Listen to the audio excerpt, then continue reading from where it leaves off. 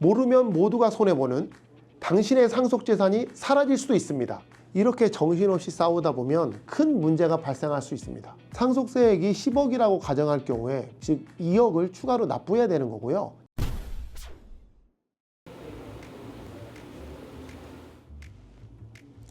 안녕하세요. 상속마스터 정변입니다. 오늘의 주제, 모르면 모두가 손해보는 당신의 상속재산이 사라질 수도 있습니다. 당신의 상속재산이 사라질 수도 있습니다. 사라질 수도 있습니다. 싸울 때 싸우더라도 이것만은 꼭 알고 싸우세요. 최근에 아버지가 돌아가셨는데 아버지가 상속재산을 남기고 가셨습니다. 근데 어머니와 3남매가 상속인인데 상속재산을 분배하기 위해서 협의를 한 거죠. 그런데 큰 누나가 위에 형과 그리고 사연자분이 아버지로부터 생전에 많이 받았으니 상속재산은 본인이 더 많이 받았으면 좋겠다, 이렇게 얘기를 한 거죠. 생전에 니들은 더 많은 걸 받았으니까 이제는 상속이라도 내가 더 받겠다. 그렇죠. 그러니까 아마 형님이 아버지를 모셨나 보죠. 그래서 아버지를 모셨던 형이 발끈하면서 상속재산 분할 협의가 이루어지지 못하고 있는 상황인 것 같습니다. 또 여기서 문제가 지금 세무사님이 다음 달 말까지 상속세 신고 및 납부를 해야 된다고 얘기를 했나 봐요. 근데 상속재산 분할 협의가 안 되니까 정확하게 누가 얼마를 갖는지가 확정되지 않은 상황에서 상속세를 내라고 하니 낼 수가 없잖아요. 그래서 어떻게 처리를 해야 되는지 질문을 해오셨거든요. 어려운 세금 문제군요. 근데 이게 실제로도 이런 경우가 많이 있습니다. 상속재산 분할 협의라는 게 상호간에 이렇게 무난하게 잘 되는 케이스보다는 다툼이 있는 경우가 너무 많죠. 일단 분할 협의를 한다는 것 자체는 재산이 있다는 얘기잖아요. 나눌 재산이 있으니까 분할 협의를 하겠죠. 그런데 꼭 보면은 자식 중에 누군가는 사전 증여를 받는 경우가 꽤 있습니다. 예를 들면은 뭐 딸들만 있는 집안에서 아들이라거나 또는 뭐 아들이 있어도 장남이라거나 또는 부모님을 모시고 계속 같이 이렇게 살았거나 이런 경우에 사전 증여가 좀 되는 경우가 꽤 있거든요. 이게 뭐 드러나게 아주 부동산을 증여하는 경우도 있지만 현금으로 일단 오고 가고, 그러니까 그렇지 않은 나머지 상속인들은 불만을 가질 수 있는 거죠. 너는 아버지 돌아가시기 전에 많이 받았는데 이 재산은 너는 빠져야지, 왜 너는 여기까지 재산을 받으려고 하니, 이런 다툼인데 서로 간에 신뢰가 없는 거죠. 그래서 이렇게 싸우다 보면은 큰 문제가 발생합니다. 이렇게 정신없이 싸우다 보면 큰 문제가 발생할 수 있습니다. 큰 문제가 발생할 수 있습니다. 결론부터 말씀드리면 상속재산 분할 심판에서 재산 분배를 가지고 다투더라도 일단 상속세 신고 납부를 하셔야 됩니다. 그렇지 않은 경우에는 무신고 가산세에서 상속세액의 20%가 추가로 과세되고요. 20%요? 20%요? 20%요? 20%면은 세금 낼게 1억이면 1억 2천 내야 된다는 얘기네요. 그렇죠.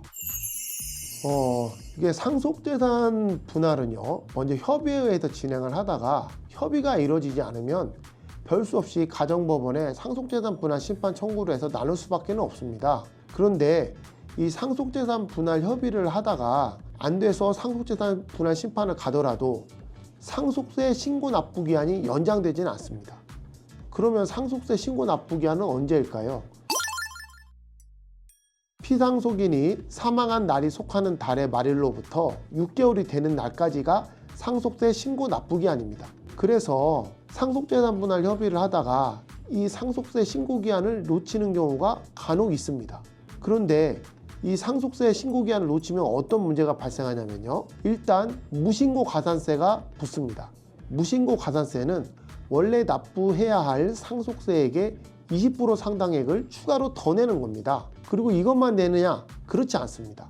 납부지연 가산세라는 게 또 있습니다. 납부지연 가산세라는 게 또 있습니다. 상속세 신고기한 다음 날로부터 실제 납부할 때까지요, 1일마다 0.022%겠죠. 이 비율로 세금을 추가로 계속 내야 됩니다.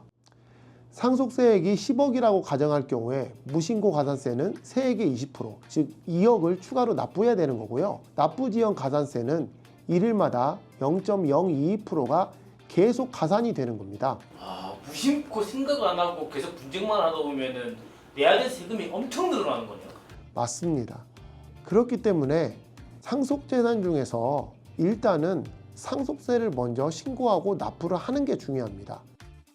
분쟁은 분쟁이고 세금은 세금입니다. 또 상속재산 중에 부동산이 있을 경우에도 마찬가지 문제인데요. 상속개시일이 속하는 날의 말일로부터 6개월이 되는 날까지 취득세를 신고 납부해야 되는데, 이때도 취득세를 취득세 신고기한까지 신고 납부하지 않을 경우에는요, 취득세액의 20%를 무신고 가산세로 내야 되고요, 매 일일마다 0.022%의 납부지연 가산세를 추가로 납부를 해야 됩니다. 그래서 상속인 중에 한 명을 대표로 해서 취득세 신고 납부를 하시는 것이 좋습니다. 그리고 이 사연에서 보면 어머니가 있거든요. 그러니까 배우자 상속공제가 있을 수가 있습니다. 그런데 이 배우자 상속공제는 유의할 점이 두 가지가 있습니다. 원래 배우자 상속공제는요, 상속세 신고기한 다음 날로부터 9개월이 되는 날까지 실제로 배우자가 상속재산을 분할받아야 되는 겁니다. 그런데 이렇게 싸우는 경우에는 다툼이 있으니까 그렇게 분할이 안 되겠죠. 그럴 때 배우자 상속재산 분할 신고기한, 이 기한 내에 꼭 배우자 상속재산 미분할 신고서를 제출을 해야 됩니다.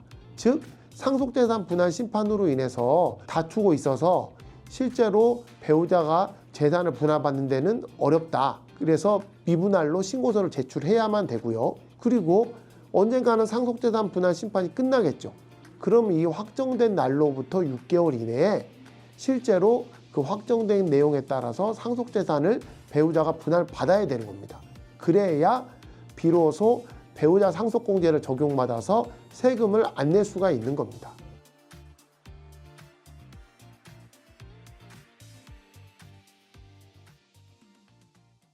오늘은 상속인 간의 다툼이 생겨서 상속재산 협의 분할이 이루어지지 않아서 상속재산 분할 심판 청구로 갈 경우에 유의해야 할 사항들을 살펴봤습니다.